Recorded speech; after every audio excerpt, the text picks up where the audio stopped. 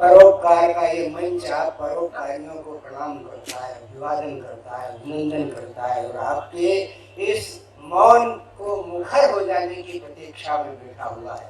ये समाज जो परोपकार के नाम से आपको जोड़ना चाहता है, ये आपको मुखर देखना चाहता है और आपकी मुखरता कविता की मुखरता से जुड़ करके ही मुखर हो सकती है। इसलिए कहते हैं बार बार करो, हर बार करो, परोपकार करो। गृहिणी बनाई, कवित्री बनाई, और कवित्री इसलिए बनाई कि वो कवित्री आकर के माता के चरणार विंद की वंदना में अपने शब्दों के सुमन समर्पित करके उस आचरण को उज्ज्वलित करे जिसके लिए ये कहा गया है कि ये है। अब ताली बजाओ भाई। मैं डॉक्टर मंजू दीक्षित जी का आह्वान करना चाहता हूं कि वे पधारें और इस वातावरण को मुखरित करते हुए अपने शब्दों के सुमन माता सरस्वती के चरणारविंद में अर्पित करते हुए इस कार्यक्रम का शुभारंभ करें। आप जोरदार तालियां बजाकर डॉक्टर मंजू दीक्षित जी का स्वागत करें, अभिवादन करें, अभिनंदन करें। मुझे बस इस मंच के लिए कुछ कहने की अनुमति मांगती हूँ आपसे कि जितना जितना प्रयास होता है, जिससे भी कहना हो कह देना। मैं कहना कहना है तो कह के रे, चुप क्यों है? और मैं इन्होंने ऐसा कर दिया और वैसा कर दिया। अरे कर दिया मतलब क्या? आगरे से आया हुआ आदमी का दिमाग ठीक हो, इस बात का परीक्षण हो रहा है यहाँ। बहुत अच्छे, बहुत अच्छे, वाह वाह। सतन जी कुछ भी बोल सकते हैं। देखिए ये इतनी कुछ भी कैसे बोल सकते हैं? माँ को माँ कहेंगे, कोई लुगाई को भी अम्मा जी कहेंगे क्या? देखिए मुझे इनसे कुछ भी नहीं बोलना है, इतना ही बोलना है कि देखिए मैं अपने आगरा से आई हूँ। आगरा से तो हमारे बाहर से जितने भी लोग आते हैं वो ठीक होके जाते हैं। हमारे यहाँ तो ठीक होने वाली बात है, इसलिए इनसे कहती हूँ इश्क की धरती है, इश्क वहाँ होता है, प्रेम की धरती है। इसलिए इनसे कहना चाहती हूँ सत्तन जी से कि इश्क का रोग मत लगाओ तुम, इश्क का रोग मत लगाओ तुम, मर्जी लाइलाज होता है और मैं जिस शहर से आई हूँ उसमें पागलों का इलाज होता है। इसलिए श्रोता बहुत अच्छे हैं। अरे भाई, इश्क की आग में पत्थर भी पिघल जाता है। देखो ये जितने ताली बजा रहे हैं, कर रहे हैं, ये वही जले हुए हैं। हाँ हाँ, इश्क की आग में पत्थर भी पिघल जाता है, मिलन की रात में दिल कभी जल भी जाता है। देखिएगा किधर से तीर चले, किधर से तीर चले और किसे किया घायल, वो मुस्कुराते हैं दम उनका निकल जाता है, वो मुस्कुराते हैं दम उनका। देखिए श्रोता बहुत अच्छे हैं, वो जानते हैं कि कौन कहाँ। जब आदमी इतनी उम्र में इतनी बात कर लेता है ना तो बड़ा अजीब सा लगता है। मैं बताती हूँ, मुझे ऐसा लग रहा है कि कभी भी उम्र कर रही है। उम्र शरीर की होती है, दिल की होती है क्या? देखिएगा यहाँ श्याम पोद्दार जी मुजफ्फरपुर से आए हैं इस कवि सम्मेलन को सुनने के लिए, और मैं ये चाहती हूँ, मुझे ऐसा अच्छा लग रहा है। संस्कार है ये, शंकर केजरीवाल का संस्कार है जो वो मुजफ्फरपुर से यहाँ पर कविता सुनने के लिए आ गए। और असल में बात बताऊं तो वो कविता सुनने नहीं आए, वो तुम्हें देखने आए। मैंने आपसे कहा नहीं कुछ भी बोल सकते हैं। मुझे तो ऐसा लग रहा है कि कभी भी इस उम्र में जब ये आदमी ऐसी बात कर लेता है तो ऐसा लगता है कि कभी भी दिल के तारों को किसी से जोड़ देते हैं, कभी भी दिल के तारों को किसी से जोड़ देते हैं, इश्क के मामले में मजनुओं से होड़ लेते हैं। न जाओ उम्र पर इनकी, ये वो रंगीन बूढ़े हैं कि ये चिकने मसूड़ों से सुपारी फोड़ देते हैं। और मुझे इनसे कुछ भी नहीं कहना है और इतना ही कहना चाहती हूँ। देखिए एक महिला हूँ, अभी तक पुरुष वर्ग यहाँ आता रहा, कुछ ना कुछ बोलता। अभी गौरव ने भी कुछ बोला, इन्होंने कुछ नहीं बोला, लेकिन मैं जब महिला आई तो इन्होंने कुछ बोला और इन्हें कुछ कुछ हुआ। मुझे बड़ा अजीब सा लगा। मुझे ऐसा ही लग रहा है कि कौन कहता है इस उम्र में इश्क की कहानी नहीं होती, कौन कहता है इस उम्र में इश्क की कहानी नहीं होती। अरे कहानी तो होती है पर इन पर किसी की मेहरबानी नहीं होती। ये तो पीछे ही पड़ गई यार। है? जवाब दो है? क्या कह रहा था? एक मिनट फिर से कहना जरा। इधर देख के कहना, देख के उधर, तब उधर करके तो चाहे जो बोल सकता है। है? क्या बोला? मेहरबानी नहीं होती? अरे अंगारे पे राख चढ़ जाए इसका मतलब आग नहीं है, ऐसा मत समझ लेना। राखोड़ी हटी तो करंट मार ही देगी। पर हाँ, बुढ़ापे की नजाकत को कोई मासूम क्या जाने।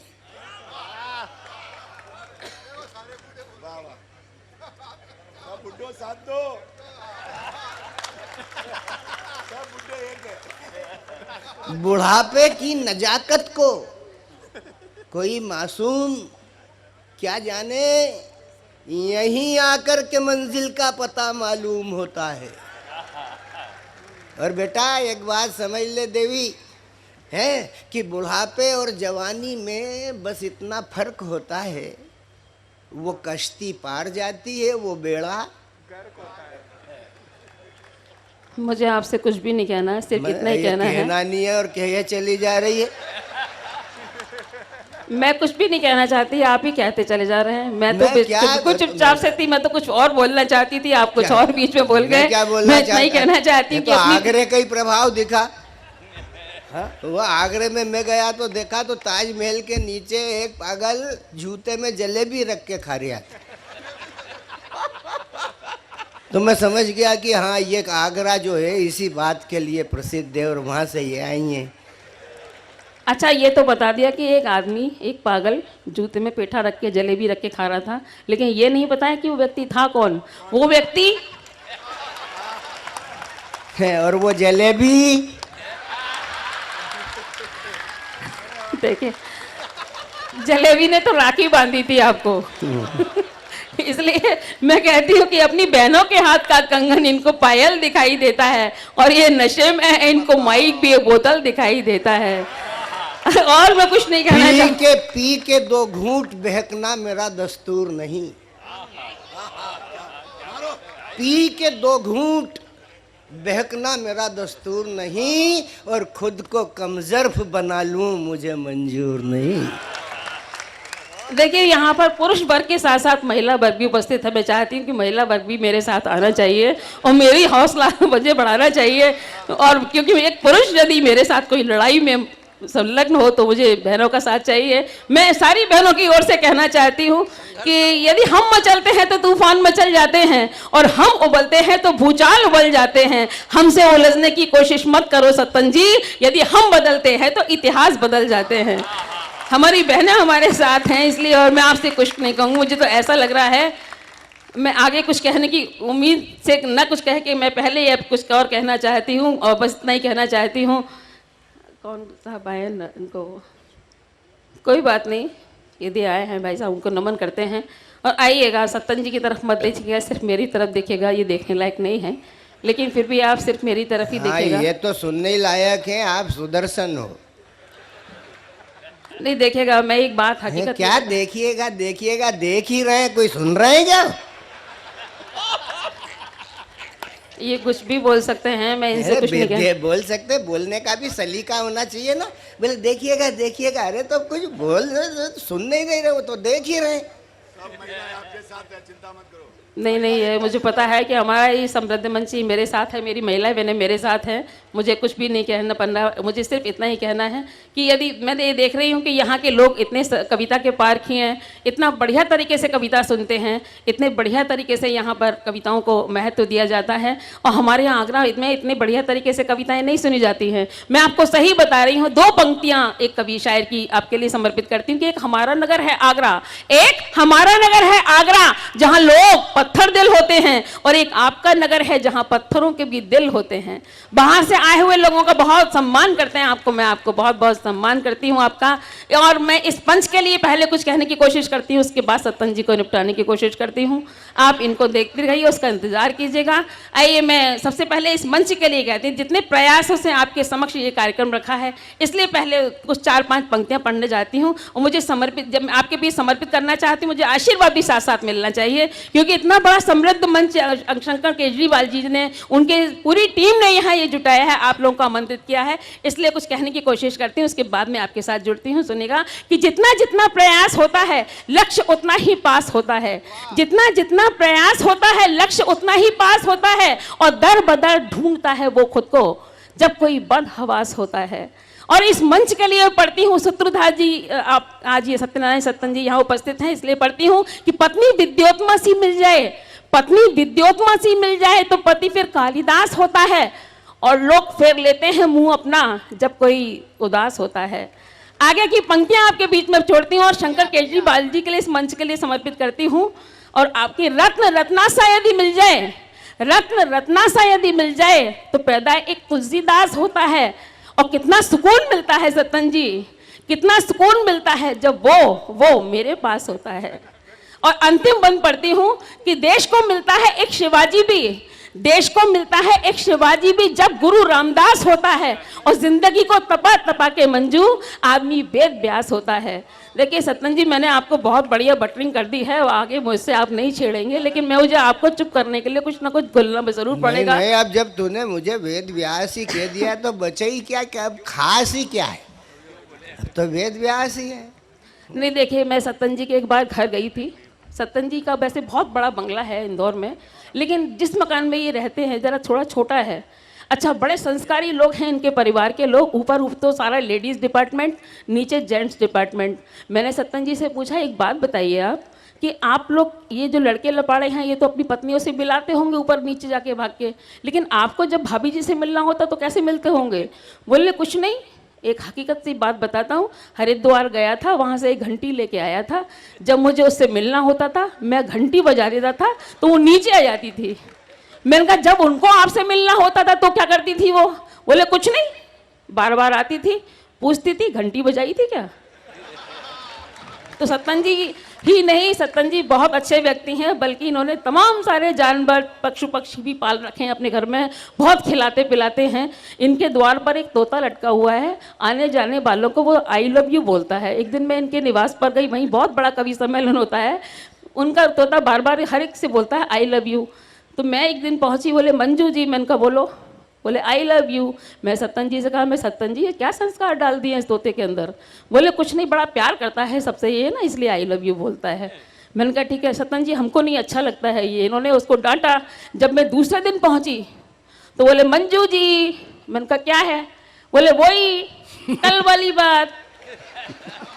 मानेगा नहीं वो, इसलिए वो मानेंगे नहीं, कुछ भी बोल सकते हैं। मैं आपको सही बता रही हूँ कि एक बार मैं बिहार में कवि सम्मेलन में गई थी, वहाँ के मुख्यमंत्री लालू प्रसाद यादव थे उस समय, मुख्यमंत्री थी, मुख्यमंत्री। वही कल वाली बात।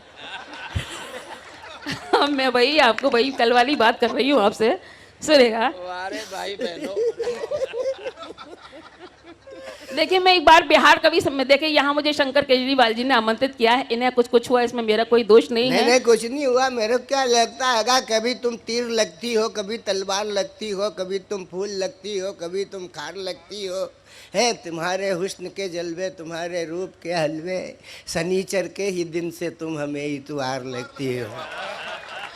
मैंने कहा ना ये चुप रहने वालों में से नहीं है, इसलिए मैंने कहा अभी इनको निपटा के फिर आपके बीच ये कविता पढ़ती हूँ। अरे मैं तो निपटाया हूँ भाई, अब क्या निपटाएगी मेरे को? मैं कुछ नहीं कह। देखिए मैं आपको एक हकीकत बताती हूँ कि मैं बिहार में एक कवि सम्मेलन में गई थी, वहाँ के मुख्य अतिथि लालू प्रसाद यादव थे। मैंने उनसे एक प्रश्न किया, एक बात बताइए, आप मुख्यमंत्री हैं, उस समय वो मुख्यमंत्री थे, तो मैंने उनसे एक प्रश्न किया कि आपकी सड़कें बहुत खराब रहती है। बोले ई में भाजपा का हाथ है। मैं कहा आपके यहाँ के हर काम बहुत गड़बड़ रहते हैं। वो बोले ई में भी भाजपा का हाथ है। मैं कहा आपके 9 बच्चे हैं। बोले ई में भी। तो देखिए मुझे यहाँ शंकर केजरीवाल जी ने आमंत्रित किया है, इन्हें कुछ हुआ, इसमें मेरा कोई दोष नहीं है। इसलिए आइए आपके बीच में पहले मैं इनको खत्म करती हूँ, उसके बाद मैं आपसे जुड़ने की कोशिश करती हूँ। मेरा कोई दोष नहीं है। हाँ देखिए इनको, हालांकि देखने लायक नहीं है, लेकिन फिर भी आप 2 मिनट के लिए इनको देखिएगा, मेरा साथ दीजिएगा। ये सब पुराने लोग समझ रहे हैं कि साक्षात ललिता पंवार का अवतार है। मुझे ऐसा लग रहा है कि बहकी बहकी सी बात करते हो, क्या तबीयत खराब लगती है, और मुझको हैरत से देखने वाले तेरी नीयत खराब लगती है। अरे मेरी नीयत खराब कैसे हो? पत्ती पत्ती गुलाब कैसे हो? जिसने देखे हो हजारों चेहरे, उसकी नीयत खराब कैसे हो? उसकी नीयत खराब। भाई रहने दे, चलने दे, तू अपनी कविता पढ़, अपना काम हो गया, लोग मजे में आ गए। हाँ नहीं मैं पढ़ती हूँ, वही मैं पढ़ रही हूँ। अब निपटाने को रहने दे। मैं आपको निपटा तो नहीं रही, आप जब तक इस उम्र में नहीं निपट पाए तो अब कब तक निपटेंगे आप? ये मेरे बदले से थोड़ी निपट जाएंगे आप। आइएगा 2 मिनट के लिए आप इनको देखिएगा, उसके बाद मैं कविता पढ़ूंगी आपके बीच में, सुनेगा और पूरा मजे से सुनेगा आप, सुनेगा। ओ भटके बैरागी, ओ भटके बैरागी, तुझको कब आएगा होश, हो तुझको कब आएगा होश, चेहरा हो बद शक्ल तो इसमें दर्पण का क्या दोष, ओ भटके बैरागी, ओ भटके बैरागी। आगे की पंक्तियां बहुत ध्यान से सुनेगा कि जीवन का एक चक्र है प्यारे, जीवन का एक चक्र है प्यारे, पतझड़ और बहारें, जीवन का एक चक्र है प्यारे, पतझड़ और बहारें, कभी तपन से हारी भी तो है नदिया की धारें, ऐ जोशीले भंवरे तुझको, ऐ जोशीले भंवरे तुझको कब आएगा होश, हो तुझको कब आएगा होश, नहीं खिला कोई फूल तो इसमें मधुवन का क्या दोष, ओ भटके बैरागी, ओ भटके बैरागी। आगे की पंक्तियां और ध्यान से देखिएगा, इनकी बुजुर्गियत पे सुनाती हूँ, सुनेगा कि बन के बहता पानी मिल जा यौवन के सागर से, शुरू तो कर एक प्रेम यात्रा तू मन के अंदर से, ऐ दीवाने प्रेमी तुझको, ऐ दीवाने प्रेमी तुझको कब आएगा होश, हो तुझको कब आएगा होश, बाहों में नहीं जोश तो फिर आलिंगन का क्या दोष, ओ भटके बैरागी, ओ भटके बैरागी। और इतनी रात में जो इनको शरारत सूझती चली जा रही है, सुनेगा कि रात के सन्नाटे में खन खन, रात के सन्नाटे में खन खन, खन के मेरे कंगन, हर करवट पर झंझन बाजे, बाजे मेरी झांझर, ओ संगीत के रसिया तुझको, ओ संगीत के रसिया तुझको कब आएगा होश, हो तुझको कब आएगा होश, तेरी नींद उड़ी तो मेरे कंगन का क्या दोष, ओ भटके बैरागी, ओ भटके बैरागी। मैं जानती हूँ कि बड़े बड़े ऋषि मुनियों की तपस्याएं भंग हो जाती हैं, जिसमें कि ये तो एक बाबा ही हैं कि ओ सन्यासी प्यासी प्यासी धरती तेरे मन की, मेरा यौवन शीतल शीतल बदली एक सावन की, ओ भोले सन्यासी तुझको, ओ भोले सन्यासी तुझको कब आएगा होश, हो तुझको कब आएगा होश, भंग हुआ सन्यास तो मेरे यौवन का क्या दोष, ओ भटके बैरागी, ओ भटके बैरागी। और आएगा अब मैं आपके बीच एक कविता पढ़ने की अनुमति मांगती हूँ। यहाँ एक पुलिस वाले बैठे हुए थे, खड़े हुए थे, यहाँ दिखाई नहीं दे रहे हैं, शायद पीछे खड़े हुए हैं, मुझे नहीं पता, चले गए हैं वो, कोई बात नहीं। मुझे पता है अभी मैं बाहर खड़ी हुई थी तभी वो पुलिस वाले दिखाई दे रहे थे, तो पहले मैं उनके लिए, बेचारे इतने दूर से ये लोग इसलिए यहाँ पर आते हैं कि सभी लोगों को मैं जानती हूँ कि कोई वैसी बात तो नहीं होती है, लेकिन उससे पहले मैं एक कविता पढ़ने की अनुमति मांगती हूँ। उस कविता को मैं अपनी पूजा समझती हूँ, क्योंकि इतना परोपकार का मंच, इतना बड़ा समृद्ध मंच है, इस मंच से आपके बीच में कुछ अच्छा पहुँच जाएगा तो मेरा आना सार्थक हो जाएगा। आइए मैं आपके बीच एक कविता समर्पित करना चाहती हूँ। जयंती बेन मेहता जी बहन बैठी हुई है यहाँ पर, वो कविता सुनती हैं इस कविता के मंच पर। मैंने अभी पूछा, उनसे कहा था कि नेता लोग कविता नहीं सुनते हैं, लेकिन बोली नहीं, हम तो सिर्फ कविता सुनने के लिए यहाँ पर आते हैं, हम इस मंच पर बैठते जरूर हैं लेकिन सिर्फ कविता के लिए आते हैं। तो मैं उनको प्रणाम करती हूँ, उनके कवित्व को प्रणाम करती हूँ। आप लोगों से अनुमति मांगती हूँ कि कोई जरूरी नहीं है कि हमारे इस देश में पाकिस्तान और कश्मीर की समस्या है, हमारे अपने परिवार की भी एक समस्या है। हर तरह की समस्या है हमारे परिवार में। हमारे बच्चे इतने छोटे से लेकर इतना बड़ा करते हैं हम लोग, वही बच्चे अपने माता पिता को या तो कहीं वृद्ध आश्रम में छोड़ाते हैं या कहीं लापरवाही की दृष्टि से कर देते हैं। मैं जानती हूँ कि संस्कृति यहाँ की नहीं है, परोपकार के इस मंच की, इन श्रोताओं की नहीं है, लेकिन हो सकता है कि आज के युग में मेरा कोई भाई भटक जाए तो मैं एक पढ़ने की अनुमति मांगती हूँ कि एक वृद्ध आश्रम में एक वृद्ध माँ अपने वृद्ध पति से क्या कह रही है। मुझे अनुमति दीजिएगा कि मैं उस कविता को आपके बीच में पहुंचाऊंगा। सुनेगा। स्वागत स्वागत स्वागत।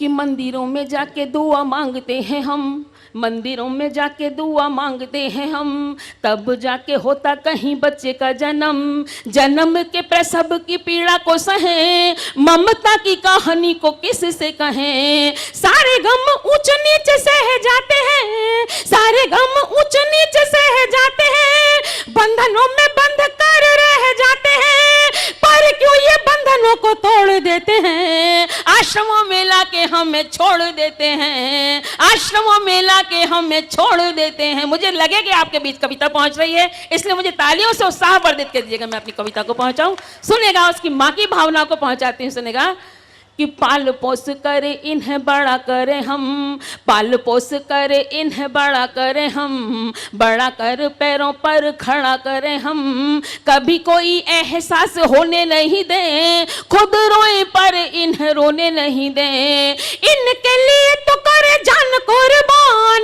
इनके लिए तो करे जान कुर्बान, अपनी ये अनबन शान कुर्बान, खुशियों को जिंदगी से जोड़ देते हैं। फिर क्यों ये आश्रमों में छोड़ देते हैं, फिर क्यों ये आश्रमों में छोड़ देते हैं। छोटे होते हैं तो मीठा बोलते हैं ये, छोटे होते हैं तो मीठा बोलते हैं ये, मम्मी कह के जुबान खोलते हैं ये। धीरे धीरे जैसे जैसे होते हैं जवान, चेहरे से जाने लगती है मुस्कान। क्रूरता के भाव मुख आने लगते, क्रूरता के भाव मुख आने लगते, अपना ये असर दिखाने लगते, रथ को कुपथ पर मोड़ देते हैं। आश्रमों में लाके हमें छोड़ देते हैं, आश्रमों में लाके हमें छोड़ देते हैं। और जब शादी हो जाती है उसके बाद की हकीकत बयां करते हैं। सुनेगा कि जिस दिन देख लें शादी की भव्यता,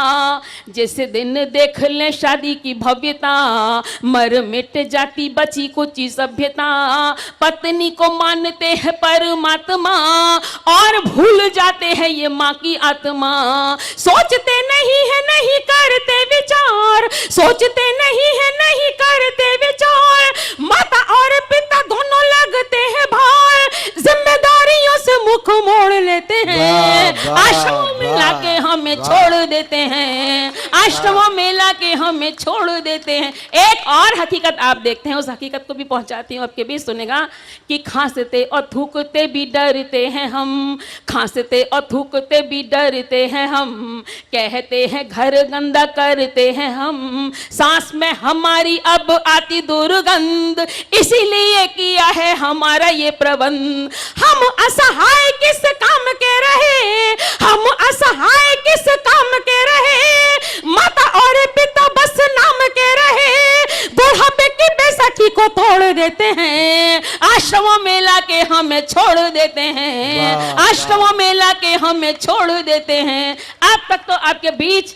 एक वृद्ध माँ की भावनाओं को समर्पित कर रही थी, लेकिन अंतिम बंद मैं आप सभी लोगों के बीच में सौंपती हूँ। यदि मेरी अंतिम बात आप सभी को अच्छी लगे तो हाथ उठाकर मुझे आशीष दीजिएगा, मंच का भी आशीर्वाद चाहूंगी। सुनेगा कि सोचो जब उम्र के भी तान तनेंगे, सोचो जब उम्र के भी तान तनेंगे, उम्र और देह में जो युद्ध ठनेंगे, नश्वर शरीर युद्ध हार जाएगा, तुमको भी कोई यूं बिसार जाएगा।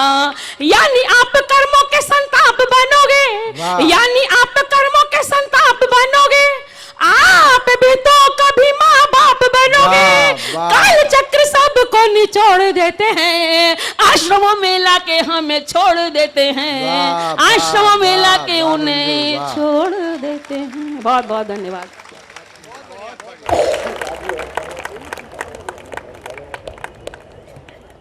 देवी, आपसे इतनी नोक-झोंक कर लेते हैं, इसका मतलब ये थोड़ी है कि हम टुच्चे या गुंडे। है या हमारे चरित्र में कोई ना कोई खोट है। ये शब्द का भाव है, लोगाओं का आनंद है? इसलिए ये देश, इस देश की परंपराएं कहती है कि माता है मेरी श्री और पिता है शब्द ओम। सेवा में उनकी हाजिर इस बालक का रोम रोम। माता है मेरी श्री और पिता है शब्द ओम, सेवा में उनकी हाजिर इस बालक का रोम रोम। श्रोताओं, सर्वस्व मैं हूं उनका, सर्वस्व मैं हूं उनका। वो धर्मात्मा मेरे, मैं आत्मा हूं उनकी, वो परमात्मा मेरे। क्या बात है। मंजू जी, आपने इस भाव को जिया है। मैं चाहता हूं कि एक आध गीत और गजल आप छेड़ दें, फिर उसके बाद तो मुझे शंखनाद करना ही है। हाँ। भी पढ़ती हूँ क्योंकि मुंबई में आई हूँ। मुझे पवार जी ने गीत याद दिलाया है, क्योंकि इस मंच, ये इतने समृद्ध मंच से ही ऐसा ही गीत पढ़ना चाहिए, क्योंकि यहाँ पर फिल्मों के लोग बैठे हुए हैं। उनके बीच में यदि मैं गीत पढ़ूंगी तो मेरा आना उपस्थित मेरी बहुत अच्छा मुझे लगेगा। देखिए, एक पुलिस वाले सामने खड़े हुए हैं, मुझे वो कभी यहाँ दिखाई दे जाते हैं, कभी वहाँ दिखाई दे जाते हैं। मैं ये देख रही थी कि महाराष्ट्र में इतने अच्छे पुलिस वाले भी यहाँ होते हैं। मैं जहाँ आगरे में रहती हूँ, वहाँ मैं आपको सही बता रही हूँ कि 2 वर्ष हुए हैं पुलिस वाले को। उसका बंगला इतना बढ़िया, इतना आलीशान। मैंने उसकी पत्नी से पूछा, मैंने कहा इसका राज क्या है? तो देखिए, मुझे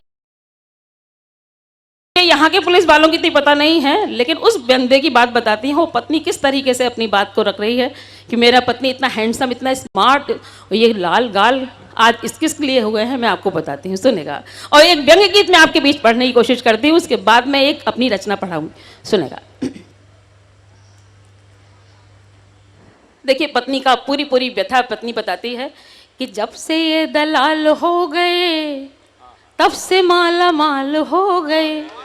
जब से ये दलाल हो गए, तब से माला माल हो गए। सुर्खियां बटोरने लगे, गाल इनके लाल हो गए। मुझे तब उससे तालियों से सुनेंगे तो अच्छा लगेगा, सुनेगा कि जब से ये दलाल हो गए, तब से माला माल हो गए। सुर्खियां बटोरने लगे, लाल इनके गाल हो गए। आगे की पंक्तियां पढ़ती हूँ कि जब से ये समंदे समा गए सुराग में, जब से ये समंदे समा गए सुराग में, भाग भी बना लिया हर किसी विभाग में।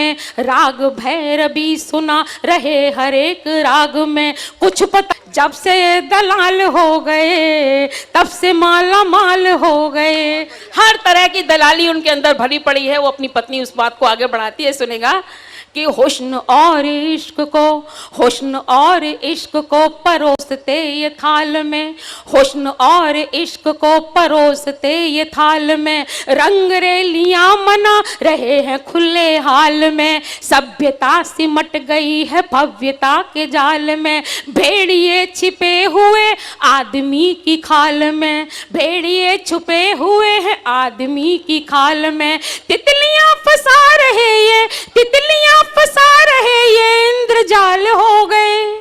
जब से ये दलाल हो गए, तब से माला माल हो गए। अपनी बात को बता रही, इतना बड़ा बंगला कैसे बना लिया है, सुनेगा कि चाटुकारिता के सुर भरे हुए जुबान में, चाटुकारिता के सुर भरे हुए जुबान में। लूटने के यंत्र सब धरे हुए दुकान में, विश्व मोहिनी ये मंत्र फूंकते हैं कान में। गोपनीय कक्ष भी बना लिए मकान में, तोड़ते तिजोरियों को, तोड़ते तिजोरियों को ये कुदाल हो गए। जब से ये दलाल हो गए, तब से माला माल हो गए। जब से ये दलाल हो। अब मैं आपको बताती हूँ कि जब पुलिस वाले की नई नई भर्ती होती है तो इनका गुरु बहुत बड़ी बड़ी चीजें सिखाता है, सुनेगा। मैं पढ़ती हूँ उस चीज को कि ग्राहकों को तोड़ने में ये बड़े प्रवीण हैं, ग्राहकों को तोड़ने में ये बड़े प्रवीण हैं। गिद्ध दृष्टि पा गए भले ही नवीन है, शिष्य तो नए हैं किंतु गुरु नाम चीन है कमी नहीं कोई इसीलिए कमीन है। पात पात हो ये डाल डाल हो गए, जब से ये दलाल हो गए, जब से माला माल हो गए। अंतिम बंद पढ़ती हूँ और देखिए इस कविता में पूरी तरह साहित्य भरा हुआ है। उस बंद को सुनेगा, उसके बाद एक कविता पढ़ती हूँ, सुनेगा। क्योंकि मुझे कहा गया है कि थोड़ा लंबा पढ़ना है, इसलिए आपके बीच में खड़ी हूँ। और यदि समझ में नहीं आ रहा तो मुझे बताइएगा, मैं बैठ सकती हूँ, मुझे कोई परेशानी नहीं है। मुझसे तो जितना पढ़ना सकते थे उतना पढ़ते। सुनेगा, आगे की पंक्तियाँ पढ़ती हूँ कि तोल के तुला पे एक एक शब्द बोलते, तोल के तुला पे एक एक शब्द बोलते, छेद ना मिले तो कभी भेद नहीं खोलते। कब्ज है कहाँ रुकी, कब्ज है कहाँ रुकी, ये नब्ज को टटोलते, काम ना बने तो रंग में ये भंग घोलते। भूत वर्तमान और भविष्य काल हो गए, जब से ये दलाल हो गए, तब से माला माल हो गए, जब से ये दलाल हो गए, तब से माला माल हो गए। अब आइएगा, मैं कविता पढ़ती हूँ। देखिए इसने समृद्ध मंच पर मुझे अच्छा लगेगा कि मेरी कविता आपके बीच पहुंचे। आज के ज़माने में फिल्मों में इतने अच्छे अच्छे गीत आ रहे हैं, लेकिन उन गीतों के सामने क्या है, कुछ का अर्थ ही नहीं पता है कि पता नहीं लोग जाने क्यों उसको महत्व बहुत देते हैं। देखिए मैं एक ऐसा गीत पढ़ना चाहती हूँ कि ऐसे ऐसे फिल्मी गीत आ गए हैं कि उनका कुछ अर्थ भी पता नहीं होता है। बिल्कुल 3-3 अर्थ वाले गीत, 4-4 अर्थ वाले गीत ऐसे होते, इतने अश्लील गीत होते हैं कि अपने बच्चों के सामने ना सुन सकते हैं ना देख सकते हैं। मुझे अनुमति दीजिएगा यहाँ फिल्मकारों के समक्ष मैं उस गीत को पढ़ सकूं कि मेरी इस बात को जरूर फिल्म इंडस्ट्री में रखें। सुनेगा। देख देख अश्लील गीतों का प्रचार, देख देख अश्लील गीतों का प्रचार, काम और वासना का नंगा ये प्रसार, किन फिल्मी और गीत के ये नंगा संस्कार, सुन सुन ऐसा निर्लज्ज चीत्कार। राष्ट्रभाषा हिंदी कह रही है बार बार, राष्ट्रभाषा हिंदी कह रही है बार बार, कहाँ है मेरे प्यारे गीतकार, कहाँ है मेरे प्यारे गीतकार। आगे के बंद को पढ़ती हूँ कि तुलसी से लोकनायक कहाँ गए, तुलसी से लोकनायक कहाँ गए, राम की भक्ति के गायक कहाँ गए, अकबर के आगे जो झुके नहीं थे, पैसों के लिए जो कभी बिके नहीं थे, राजा जय सिंह जब मदमस्त थे, राजा जय सिंह जब मदमस्त थे, नई नई पत्नी में अनुरक्त थे, तब बिहारी ने लगाई थी फटकार। कहाँ है मेरे प्यारे गीतकार, कहाँ है मेरे प्यारे गीतकार। आगे की पंक्तियां पढ़ती हूँ कि भूषण से कभी तेजवान है कहाँ, भूषण से कभी तेजवान है कहाँ, भारतेंदु जैसे युगमान है कहाँ, गुप्त जी से आज राष्ट्र भक्त है कहाँ, जयशंकर से कभी सशक्त है कहाँ,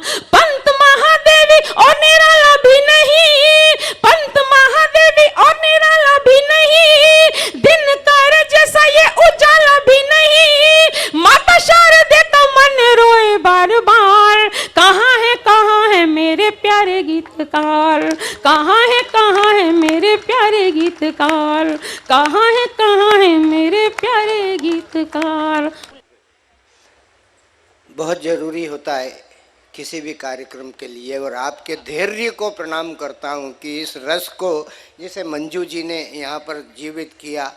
और तो ऐसा लगा, वो बार बार कह रही थी देखिए देखिए, आप देख रहे थे, सुन रहे थे या नहीं ये मैं नहीं जानता, मैं तो सुन रहा था, क्योंकि मुझ पर इंगित करके बहुत कुछ कहा जा रहा था। तब मुझे ऐसा लगा कि हुस्न जब गजल गुनगुनाता है, हुस्न जब गजल गुनगुनाता है तो कब्र से उठ के इश्क आता है।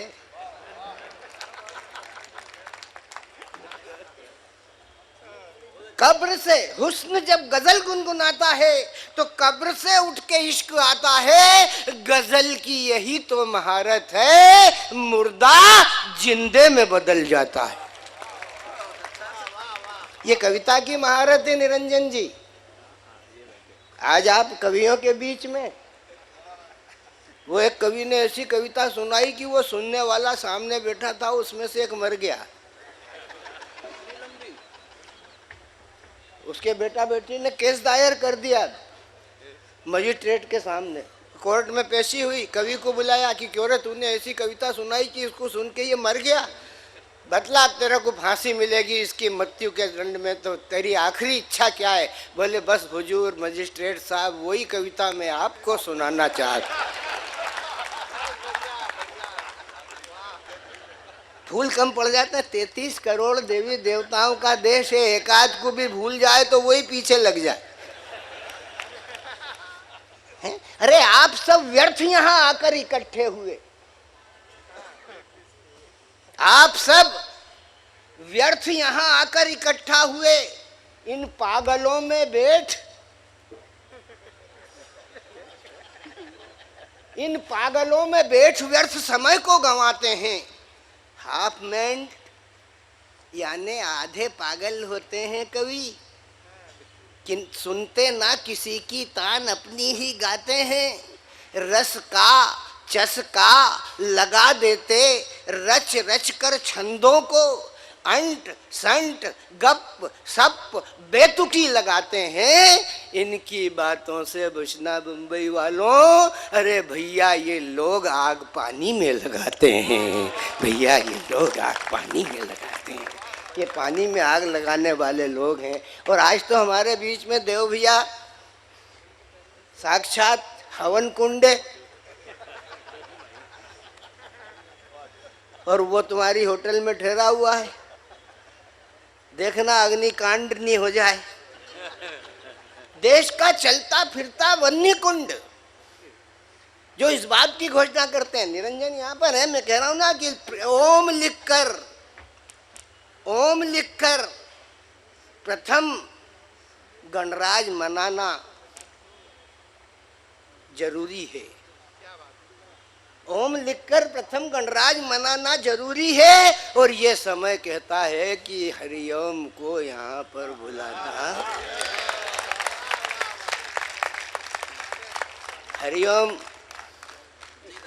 उन कवियों में से हैं जिन्हें शंकर जी बहुत प्यार करते हैं। इनका एक लाडला आएगा, वो तब आएगा जब ये खड़ा हो जाएगा।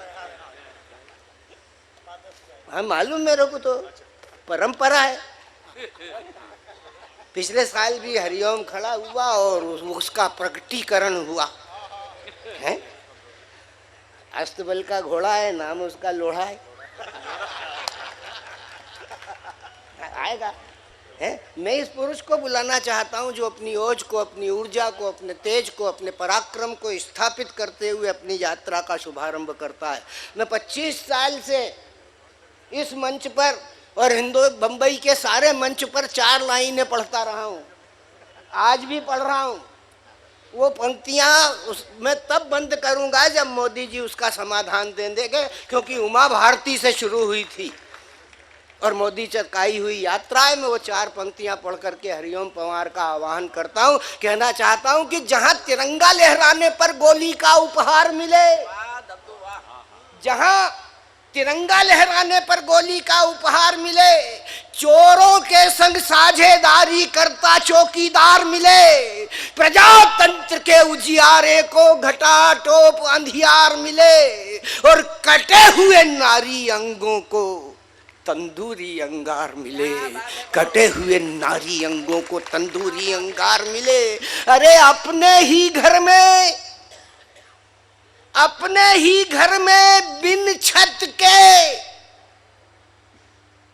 छत के खड़ा राम बेचारा है। अपने ही घर में बिन छत के खड़ा राम बेचारा है, सचमुच सारे जहां से अच्छा हिंदुस्तान।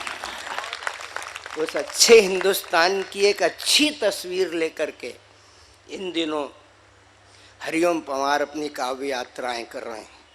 साहित्य के पृष्ठों पर जो काम भूषण ने किया, साहित्य के पृष्ठों पर जो काम दिनकर ने किया, साहित्य के पृष्ठों पर जो काम, उसी काम को उत्तरदायित्व मान करके और उस चंद्र बरदाई के दायित्व का निर्वाह करते हुए हरिओम पंवार आपके बीच में आ रहा है।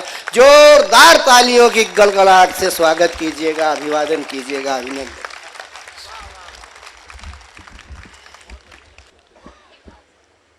है जहाँ की मातृभाषा हिंदी है, हम इतने अच्छे समारोह नहीं कर पाते, इसलिए आपको बधाई देना चाहता हूँ। पर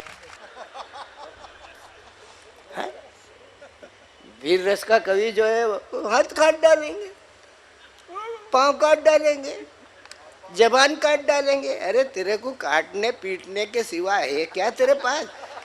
है? क्या दर्जी का काम करता है कि इधर से हाथ काट दिए, उधर से जेब काट दी, उधर से पांव काट दिए? ये पजामे में कॉलर लगाते,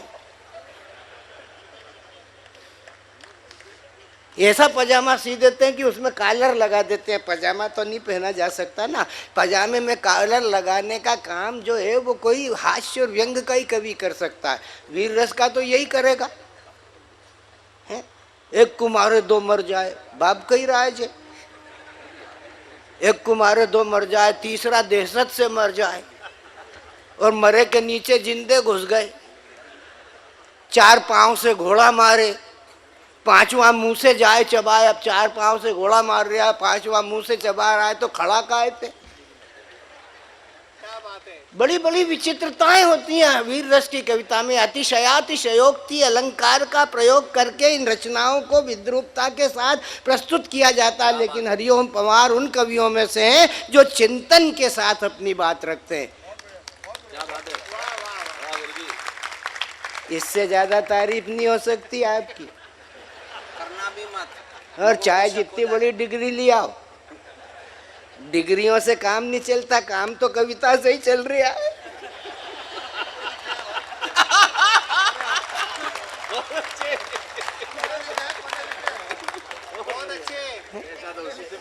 हाँ, अच्छे पैसे देते हैं शंकर जी, एक मेरे को छोड़ के।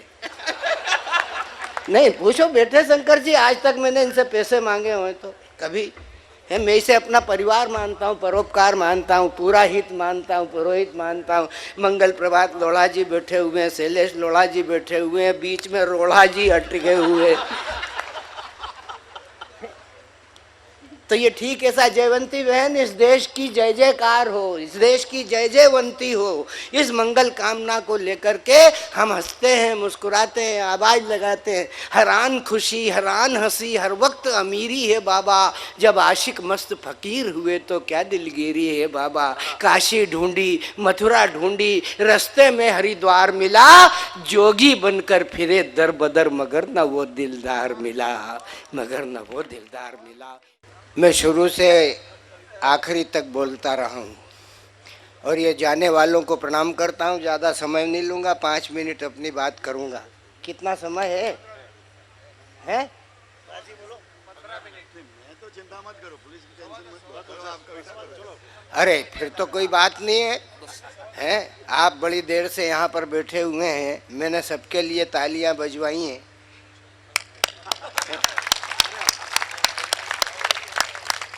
शैलेश की तरह मैं भी तालियां नहीं मांगता, केवल शांति मांगता हूँ, एकाग्रता मांगता हूँ, एक चित्तता मांगता हूँ, और इस मंच की दूरी को दूर करना चाहता हूँ। ये मंच ऊंचा है, आप नीचे। इसका अर्थ ऊंच नीच नहीं है। तराजू के जिस पल्ले पर वजन होता है वो नीचे रहता है, जिस पर कुछ नहीं होता वो ऊपर रहता है।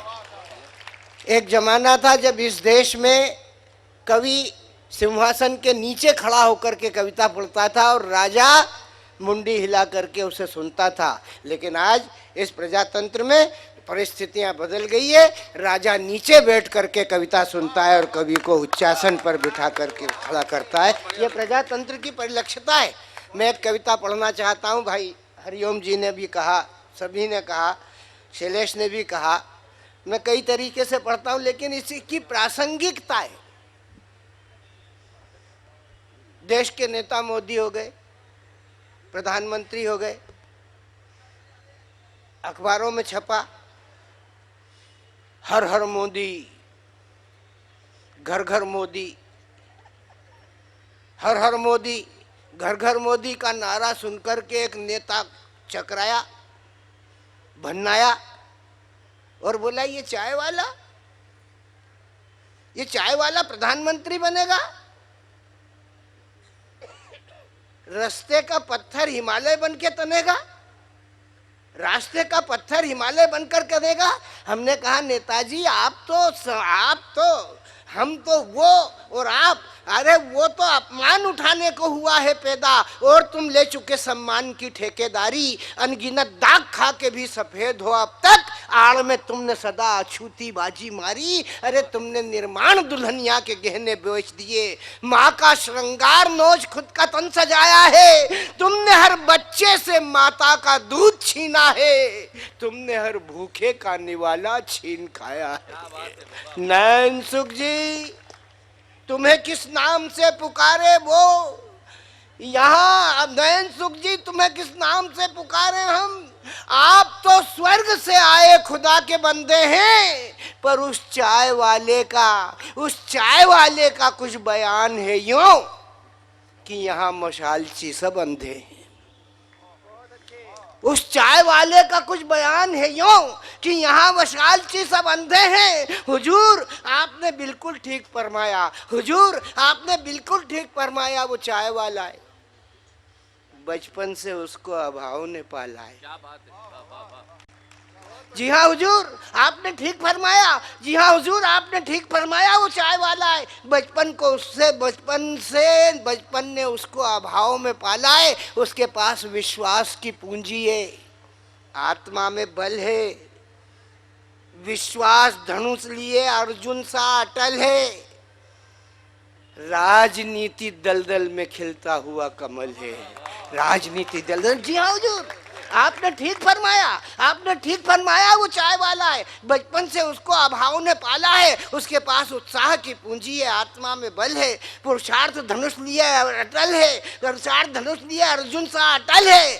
और उसके पास राजनीति दलदल में खिलता हुआ कमल है, और उसके पास एकात्म मानवता का संबल है, एक आत्म मानवता का उसमें बल है। अरे हुजूर मुश्किल से उसके मुंह पहुंचा निवाला है। जी हाँ हुजूर वो चाय वाला है, जी हाँ हुजूर वो चाय वाला है। हुजूर वो चाय बेचता है, हुजूर वो चाय बेचता है, वो चाय बेचता है, ईमान नहीं बेचता। चाय बेचता है, ईमान नहीं बेचता। स्वार्थ के लिए वो खानदान नहीं बेचता, स्वाभिमानी है वो स्वाभिमान नहीं बेचता। अरे हुजूर आपकी तरह वो हिंदुस्तान नहीं बेचता, आपकी तरह वो हिंदुस्तान नहीं बेचता। अरे तूफान भूकंप से लड़ता है, आग से टकराता है, भूकंप से लड़ता है, आग से टकराता है। जनमत का संबल्य बढ़ता ही जाता है, जनमत का संबल्य बढ़ता ही जाता है। दीन दुखियों के लिए माँ से बिछुड़ गया, दीन दुखियों के लिए माँ से बिछुड़ गया। भारत माता के लिए माँ से बिछुड़ गया, भारत माता के लिए माँ से बिछुड़ गया। दीन दुखी दुर्बल के लिए, दीन दुखी दुर्बल के लिए, आने वाले कल के लिए, आने वाले कल के लिए वो बन गया उजाला है। जी हाँ हुजूर वो चाय वाला है, जी हाँ हुजूर वो चाय वाला है, जी हाँ हुजूर वो चाय वाला है। बहुत बहुत धन्यवाद। समय की अपनी मर्यादा, उसको आपने सुना। सच्चा है, सबसे अच्छी कविता पढ़ रहा हूँ कि सच्चा है अपना प्यार तो फिर क्या जहाँ का डर। गुलबन के गुलिस्तान चमन में खिलेंगे हम, इस क्षण बिछुड़ रहे हैं तो कोई गम नहीं करो, अगली बहार आई तो फिर से मिलेंगे हम। बहुत बहुत धन्यवाद। बोलिएगा भारत माता की।